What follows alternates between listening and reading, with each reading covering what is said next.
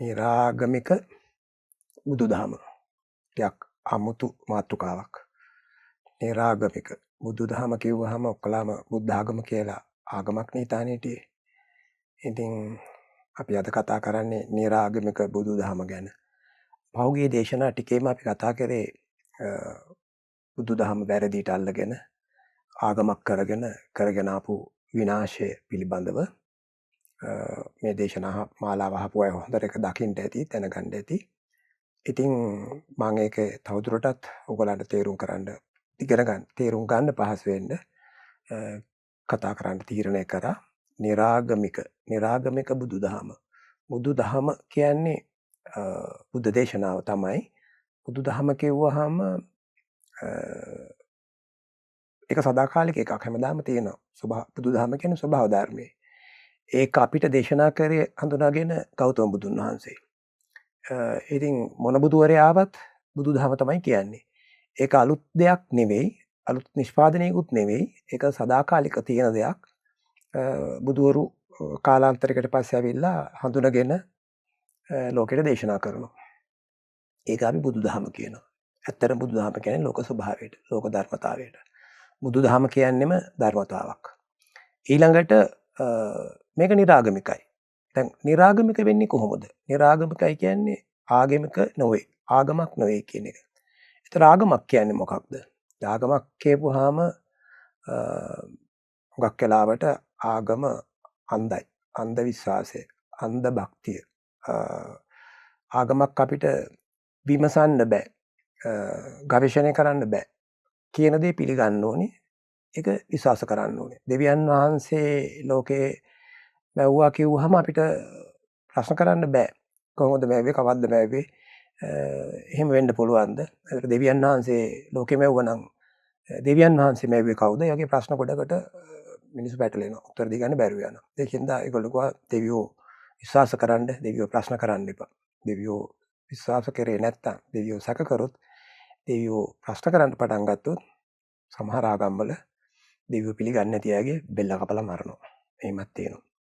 ඉතින් ඒ තත්ත්වෙට ගිහින් තියෙන්නේ. ඉතින් ඒකින්ද දෙවියන්ව විශ්වාස කරන්න ඕනේ. එතකොට ඒ සමහර ආගම් දෙවිවරු ගැන කතා කරනවා. බවුම්කාර දෙවියෙක් ගැන. එහෙම නැත්නම් මහා සර්ව බලධාරියෙක් ගැන.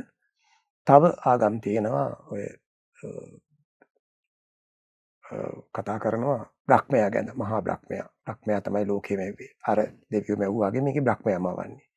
ඉතින් ඒවත් ප්‍රශ්න කරන්න බෑ. ඉතින් හොයන්න තර්ක කරන්න බෑ. ඉතින් විශ්වාස කරන්න ඕනේ. ඒගොල්ලෝ කියන එක විශ්වාස කරලා අපි ඒක පිළිගෙන ඉන්න ඕනේ. ඉතින් ඒකට කියන්නේ ඒකට අදහනවා කියලා කියන්නේ විශ්වාස කරනවා. විශ්වාස කරන්නේ නොදන්නා දේ. නොදන්නා දේ එක්කෝ විශ්වාස කරනවා, එහෙම නැත්නම් සැක කරනවා. ඉතින් ආගම වල අය කියන්නේ සැක කරන්න එපා, විශ්වාස කරන්න. දෙවියන් වහන්සේ නැත්නම් බ්‍රහ්මයා විශ්වාස කරලා, නවම්කාරයා විශ්වාස කරලා කටයුතු කරන්න. එතකොට වරදින්නේ නැහැ. ඔබට සියලු දේ දෙවියන් වහන්සේ දෙයි. සැක කරොත් විශ්වාස කරේ නැත්නම් ඒ කියන්නේ පැත සිද්ධ වෙයි. ඒ කියන්නේ මොකටද යන්නේ? සාතන් ගාවටද, යක්ෂයා ගාවටද, එහෙම නැත්නම් අපායටද මන් දන්නේ නැහැ. කොහේ හරි දුගතිගාමී වෙනවා. දෙවියන් විශ්වාස කරගෙන දෙවියන් කෙරෙහි භක්තියෙන් කටයුතු කරොත් හරියනවා. ඉතින් දෙවියන් වහන්සේ ඉන්නේ වෙනම තැනක. දෙවියන් වහන්සේ පිළිබඳව අපිට පණිවිඩය ගේන්නේ දෙවියන් වහන්සේගේ නියෝජිතයෙක්. හුඟක් ආගම්වල සාර මේ බ්‍රහ්මයා ගැන කියන එක නම් ශාස්ත්‍රවරයෙක් නෑ මං හිතන්නේ.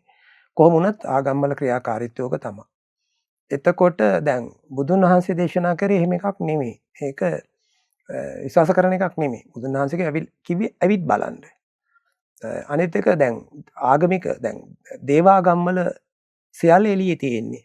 බුදුන් වහන්සේ දේශනා කරපු දහම තියෙන්නේ එළියේ නෙවෙයි. තමා තුල. තමා තුලම තමයි සියල්ල තියෙන්නේ. බුද්ධ දේශනාවම තියෙන්නේ තමා තුල. බුදුන් වහන්සේ කියන හැම එකක්ම බුද්ධ දේශනාව හැටියට ගැනීම චතුරාර්ය සත්‍යයනේ. දුක බව, දුකට හේතුව, දුක නැති කිරීම, දුක නැති කිරීමේ මාර්ගය කියලා. ඉතින් දුක තියෙනෙත් අපේ තුල, දුකට හේතුවත් අපේ තුල තියෙන්නේ. දුක නැති කරන්නත් ඕනේ තමා තුලින්මයි. එතකොට දුක නැති කරන මාර්ගය තියෙන්නේ තමා තුල. එතකොට මුළු බුද්ධ දේශනාවම තියෙන්නේ තමා තුල. එළියේ කිසිවක් නැහැ. ඒතර මේකේ විශ්වාස කරන්න දෙයක් නැහැ. අදහන්න දෙයක් නැහැ. මේකේ තියෙන විමසන්න. විමසලා දකින්න තියෙන්නේ. එතකොට මේ බුදුන් වදාළ දහම තමුන්ට එහි ප්‍රතිඵල ලබන්න පුළුවන්. ඒක ඒ මොහොතේම ලැබෙන්නේ. දැන් අනිත් ආගම්වල සමහරට මරණයෙන් පස්සේ තමයි දෙවියන් වහන්සේ ළඟට යන්න පුළුවන්. නැත්තම් දුගතියට යන්නේ. හැබැයි බුදුන් වහන්සේගේ දහම එහෙම නැහැ. ඒක ඒ වෙලෙම පළ දෙනවා. ඒ වෙලෙම ආනිසංස ලැබෙනවා. සිත සමාධියටපත් වුණොත් සමාධි සුවේ ඒ වෙලෙම විඳිනවා. සිත මිදුණොත් කෙලෙස් වලින් ඒ නික්ලේශී සැපේ ඒ වෙලෙම ලැබෙනවා. ඉතින් ඒක තමයි බුදුන් වහන්සේගේ දේශනාවේ තියෙන වෙනස. ඒතර බුදු දහම, බුදුන් වදාළ දහම ලෝක ස්වභාවය මේ විදිහයි. එතකොට දැන් බුදු දහමත් එක්ක බලනකොට ආගම් සම්පූර්ණයෙන්ම ඊට එහා අනිත් පැත්ත තියෙන්නේ. ඉතින් ආගම ප්‍රශ්න කරන්න බෑ. ඒකේ තියෙන අන්ධ විශ්වාසය. බුදුන් වදාළ දහමේ අන්ධ විශ්වාසයට තැනක් නැහැ. ඒක ප්‍රශ්න කරන්න පුළුවන්. සැක කරන්නත් පුළුවන්. සැක කරනවා කියන්නේ මේ කෙලෙස්නේ. විචිකිච්ඡාවනේ. ඒක ඉතින් ස්වාභාවික දෙයක්. නොදන්නා දෙයක් සැක කරන එක සාධාරණයි. බුදුහාඳුරු කිව්වේ නෑ සැක කරන්න එපා කියලා. හැබැයි පිළිගන්න කිව්වෙත් නෑ. විමසලා බලන්න කිව්වේ. අපිත් බලන්න කිව්වේ. එතකොට බුදුදහමේ තියෙන්නේ අන්ධ භක්තිය නෙවෙයි. භක්තිය නෙවෙයි ශ්‍රද්ධාව. බුදුන් වහන්සේ වදාළ දහමේ නැත්නම් බුදුදහමේ තියෙන්නේ ශ්‍රද්ධාව. ශ්‍රද්ධාව කියන්නේ දැනගෙන පැහැදීම. අවබෝධයෙන් පැහැදීම. ඉතින් ඒකට නම් සද්ධර්මය අහන්න ඕනේ. මූලික වශයෙන් ශ්‍රද්ධාව ඇති වෙන්න ඒ අනුව නුවණින් කල්පනා කරලා ඒක බුද්ධිමය ක්‍රියාවලිය.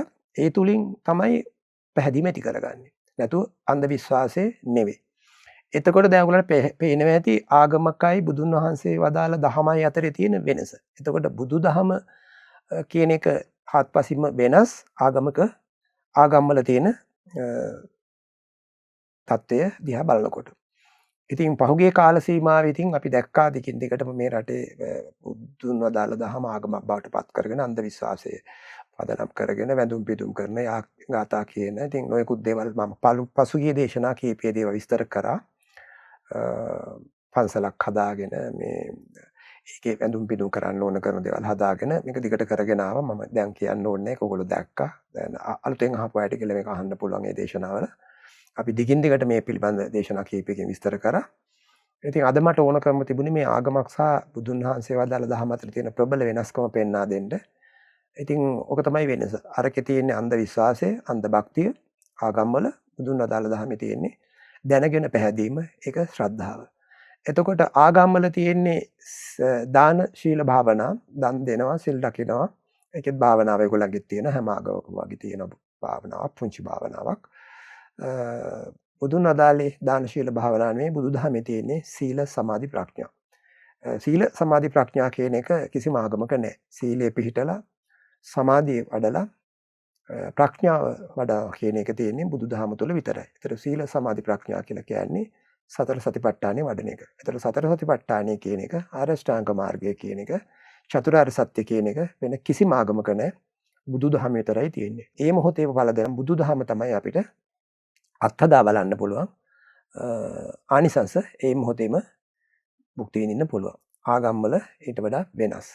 එතකොට ආගමකින් සම්පූර්ණයෙන්ම වෙනස් වෙනවා බුදුන් වදාළ දහම, බුදුදහම. එතකොට මේක තමයි මේ තියෙන මේ බුදුහන්සේගේ දහම සහ සියලු ආගම්. හොඳයි සියලු ආගම් කිව්වම ලෝකේ තියෙන සියලු ආගම් ඒවට ඇතුල් වෙනවා. අද මේ වර්තමානයේ හදාගෙන තියෙන අර ප්‍රතිරූපක බුද්ධ ආගමත් ඒකට ඇතුළත්. හොඳේ. ඒතර සියලු ආගම් වැටෙන්නේ එකම ගොඩකට. බුදුන් වදාළ නිර්මල දහම වැටෙන්නේ වෙනම ඊට වඩා හාත්පසින් වෙනස් තැනකට. මේක හොඳට තේරුම් ගන්න. ඉතින් ඕක තමයි මට දිගින් දිගට කියන්න ඕනේ. පසුගිය දේශනා මාලාවකම අපි කතා කරගෙන ආවේ ඒ ගැන. ඉතින් ඔයගොල්ලන් මං හිතන්නේ මේ පිළිබඳ හොඳ අවබෝධයක් දැන් ඇති වෙන්න ඕනේ. මොකද්ද ආගමකින් කොහොමද වෙනස් වෙන්නේ බුදුන් වදාළ දහම කියලා. එතකොට බුදුදහම ක්‍රියාපිළිවෙතක්. ඒකේ වැඳුම් පිදුම් යාඥා කිරීම නැහැ, ඉල්ලන්නේ නැහැ කිසිවක්. අවශ්‍ය දේ කරනකොට තමන්ට අවශ්‍ය ප්‍රතිඵලය ලැබෙනවා. බුදුදහම අනිවාර්යයෙන්ම ඒකේ තියෙන ක්‍රියාවක් හේතුඵල දහමක් ඒක. යම් කිසි හේතුවක් නිසා තමයි ඵලයක් හටගන්නේ. එතකොට හේතුවකින් තොරව කිසිම ඵලයක් හටගන්නේ නැහැ. හේතුව නැති කරොත් ඵලය නැති කරන්න පුළුවන්. එහෙම නැතුව අපිට වෙනත් ක්‍රමයකින් ඵලය නැති කරන්න බෑ. දැන් දුක්ඛාරය සත්‍ය දුක කියන එක තමා තුළ තියෙන්නේ. ඔය අඬන වැළපෙන එක. විතරක් නෙවෙයි මේ උපදින තැන ඉඳලා මහලු වෙනවා, ලෙඩ වෙනවා, මැරෙනවා. කැමති දේ ලැබෙන්නේ නැහැ, අකමැති දේ ලැබෙනවා. ඉතින් මේවා තමයි මිනිසුන්ට දුක කියලා තේරෙන්නේ. ඉතින් මිනිස්සු කැමති නැහැ මේවට. ඒ මිදෙන්න උත්සාහ කරනවා. ඉතින් එහෙම හිතුවට ඒක කරන්න බෑ. ඔය හැමදේම ලැබෙන දේවල් ඒක ආර්ය සත්‍යයක් හැට බුදුන් වහන්සේ දේශනා කරා. ඒක වෙනස් කළ නොහැකි සත්‍යයක් හැටි තමයි ලෝකයේ තුල තියෙන්නේ. ඉතින් මේ ඒකට හේතුවක් තියෙනවා.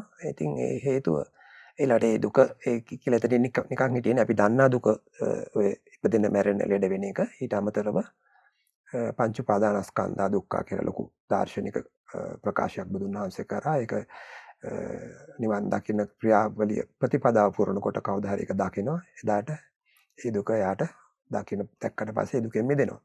ඉතින් දුකට හේතුව තණ්හාව. තණ්හාව නැති කරන්න ඕනේ. තණ්හාව නැති කරනකොට නිවනටපත් වෙනවා. ඒ කියන්නේ දුකෙන් මිදෙනවා. ඒකට තියෙන මාර්ගය ආර්ය අෂ්ටාංග මාර්ගය. එතකොට අපිට බුදුන් වදාළ දහම තුල නැත්නම් බුදු දහම තුල තියෙන්නේ ප්‍රතිපදාවක් ක්‍රියාකාරීත්වයක්. අපිට තියෙන එක පිළිපැදලා බුදුන් වදාළ ඒ දේශනාවේ දහමේ තියෙන ඒ විමුක්තිය උදා කරගන්න එක. නමුත් ආගම්වල තියෙන්නේ ආගම ශාස්ත්‍රවරයා කියපු දේ පිළිපැදලා දෙවියන් වහන්සේ කෙරේ විශ්වාසයක් තියාගෙන බ්‍රාහ්මණයා කෙරේ විශ්වාසයක් තියාගෙන ඒ ආගම අනුව හොඳේ. ඉතින් මේ ඊට පස්සේ ඒ අනුව දෙවියන් වහන්සේ ළඟට හෝ බ්‍රහ්මයා ළඟට යන්නේ එක. එහෙම නැත්නම් දුගතියට යන්නේ එක. ඉතින් ඕක තමයි ආගම් වලයි දැන් බුද්ධ ආගම කියලා හදාගත්ත එකෙත් මම කලින් ගොඩක් කතා කරා. ඒකෙත් තියෙනවා. ඉතින් අර නිවන කියන එක බොරුවට කියනවා. හැබැයි ඉතින් නිවන කල් දානවා. මහා සංඝ කියන අය, මහායානිකයෝ, තේරවාද කියන අය ගොඩක් කතන්දර මම පහුගිය කාලේ විස්තර කරා. එන්න මම දැන් කියන්න යන්නේ. ඒතර බුද්ධ ආගමත් ඇතුළු සියලු ආගම් කිසිම බුදුන් වදාළ දහමෙන් සම්පූර්ණ වෙනස්. බුදුන් වදාළ දහම හේතුඵල දහමක්, විමුක්තිකාමී දහමක්, සැප විඳින දහමක්, ඒ මොහොතේම ඵල දෙන දහමක්. එතකොට මේක අන්ධ විශ්වාසයට කිසිම තැනක් නැහැ. බුදු දහමේ තියෙන්නේ ශ්‍රද්ධාව, ආගම් වල තියෙන්නේ භක්තිය. එතකොට භක්තිය කියන්නේ අන්ධ විශ්වාසයට, ශ්‍රද්ධාව කියන්නේ දැනගෙන පැහැදීම. මේවා තමයි බුදු දහමේ තියෙන මූලික ගුණාංග ටික. මේවා මම විස්තර කරලා තියෙනවා ගොඩාක් පහුගිය දේශනාවල. මේ මම හිතන්නේ 160 ගානක් 60කටත් වැඩි දේශනා කරලා තියෙනවා 2016 ඉඳලා. අන්තර්ජාලයේ 2016 නේ මම මුලින්ම දහම් දේශන පටන් ගත්තේ ප්‍රසිද්ධියේ ලෝකෙට දහම් දෙසුවේ ප්‍රසිද්ධ මාධ්‍ය හරහා 2006 ඉඳලා. අද වෙනකොට අවුරුදු 20කට පෙර ඉඳන් මම මේවා දේශනා කරන්නේ. මේවා අන්තර්ජාලයේ දැන් බලන්න පුළුවන්. අපි ගොඩාක් දුර හිතලා අනාගතය ගැන හිතලා මේ දේශනා කරගෙන යන්නේ. මේ දේශනා අනිවාර්යයෙන්ම තවත් අවුරුදු 100,000 ගණක් පවතින්න ඕනේ. අන්තර්ජාලයේ පවතින තාක්කල්, මේ තාක්ෂණයේ පවතින තාක්කල් මේ දේශනා අනාගතේ පහළ වෙන පරම්පරා ගණනාවකට යලි අහන්න ලැබෙයි.